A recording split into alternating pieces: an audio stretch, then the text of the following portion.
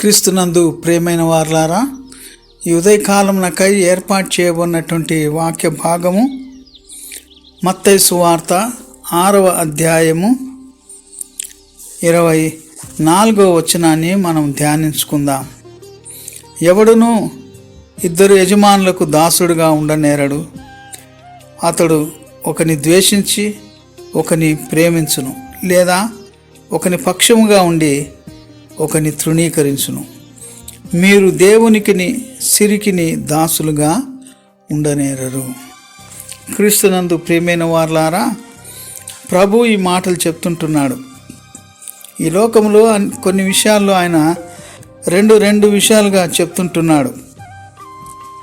దేవుడని, సాతానని, మంచిని చెడుగని, వెలుగని చీకటని, ఈ రకంగా రెండు విషయాలు చెప్తున్నప్పుడు ఇక్కడ దేవునికి సిరికి మీరు దాసులుగా ఉండనేరరు అంటున్నాడు.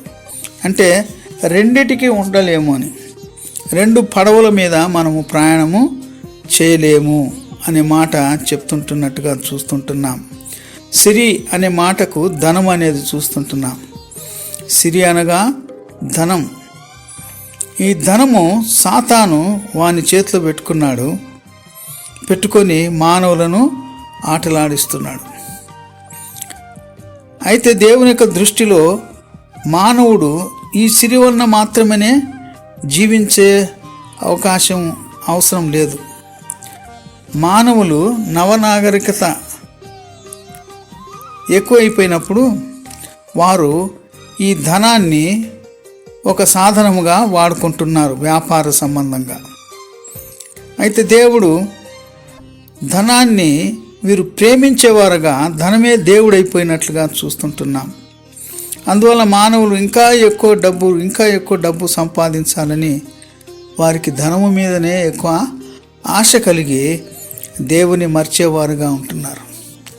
కాబట్టి ఈ లోకంలో రెండు రకాల మనుషులు ఉంటారని ప్రభు చెప్తుంటున్నాడు. ఒకరు దేవునిని నమ్ముకొని జీవించేటువంటి వారిని ప్రభు నీతిమంతుడు అంటాడు. రెండవది డబ్బునే నమ్ముకొని దానికి దాసులుగా ఉండి జీవించేవారు ఉంటున్నారు. వారు సాతాను సంబంధులుగా చూస్తుంటున్నాం. క్రీస్తునందు ప్రియమైన వారలారా, ఈ లోకంలో మనం చాలామందిని చూస్తుంటున్నాం.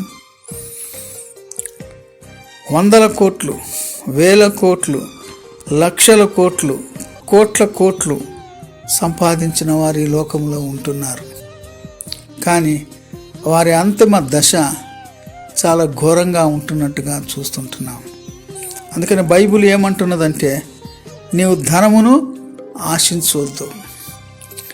ధనవంతుడు కావాలనే ఆశ నీలో ఉంచుకోవద్దు. కాబట్టి నువ్వు ఎక్కువ ధనాన్ని గిన ఆశించినట్లయితే నువ్వు దేవుణ్ణి మర్చిపోతావు, దేవుణ్ణి ప్రేమించవు. నీ ధనాశనే నిన్ను నరకానికి దారి తీస్తుంది. నువ్వు నరకంలో పడి చనిపోతావు, దేవుని యొక్క రాజ్యంలో చేరు. కనుక క్రీస్తునందు ప్రేమిన వారలారా, ఉదయకాలమున మనం దేనిని ప్రేమిస్తున్నాం? దేవునిలో ధనం ఉన్నది, కానీ ధనములో దేవుడు లేడు. ధనములో సాతాను ఉన్నాడు. కనుక క్రీస్తునందు ప్రేమైన వారలారా, ప్రపంచమంతట్లో ఉన్నటువంటి ఆస్తి అంతా కూడా దేవునిదే, సాతానుది కాదు. కాబట్టి మనం నిజమైన దేవుణ్ణి ఆరాధిస్తున్నాం గనక మనం దేవుణ్ణి స్తుతించి ఆరాధిస్తూ ఆయనను వెంబడించినట్లయితే ఆయన మనకు ధనాన్ని అనుగ్రహించేవాడుగా ఉంటున్నాడు. ప్రార్థన చేసుకుందాం. కృపాభక్తుడైన మా పరలోకపు తండ్రి, ఈ ఉదయకాలమునైనా నీవు ఇచ్చిన వాక్యం కొరకు నీకు వందనాలు తండ్రి. ఎవడు కూడా దేవునికి సిరికి దాసుడుగా ఉండనేరడు. ఒకరిని ద్వేషిస్తాడు, ఒకరిని ప్రేమిస్తాడు. నాయన, ఉదయకాలం నీ వాక్యం ద్వారా మమ్మలను హెచ్చరిస్తుంటున్నాం. మేము దేనిని ఎక్కువగా ప్రేమిస్తున్నామని. దేవుణ్ణి ప్రేమిస్తే పరలోక రాజ్యంలో చేరుతాం, ధనాన్ని ప్రేమిస్తే నరకానికి వెళ్తాం. కనుక మా జీవితంలో మేము ఎల్లప్పుడూ నిన్ను వెంబడించేవానిగా ఉండుటకు నీ కృపను అందించున్నాను. సంఘమును దీవించుము ప్రభా. సంఘంలో ఉన్న ఎగ్జిక్యూటివ్ వారిని, కోర్ కమిటీ వారిని దీవించు తండ్రి. ఆదివారం కొత్తకాల పండుగ జరగనంటుండగా ఆలయంలో ఆ కార్యక్రమం అంతా ఆది నుండి అంతం వరకు మీరే నాయకులుగా ఉండి నడిపించమని, అయా నిన్ను నీవు మహిమపరచుకోమని, అనారోగ్యంతో ఉన్న బిడ్డలకు ఆరోగ్యం అనుగించమని యేసు నామమున వేడుకొంచుంటున్నాం తండ్రి. ఆమేన్. మన తండ్రి అయిన దేవుని యొక్క ప్రేమయు, మన ప్రభు అయిన యేసుక్రీస్తు యొక్క కృపయు, పరిశుద్ధాత్మ యొక్క అన్యోన్య సహవాసం సంఘమంతటికి, కోర్ కమిటీ వారికి, ఎగ్జిక్యూటివ్ వారికి ఇప్పుడు ఎల్లప్పుడు సదాకాలం తోడైనుగాక. ఆమేన్.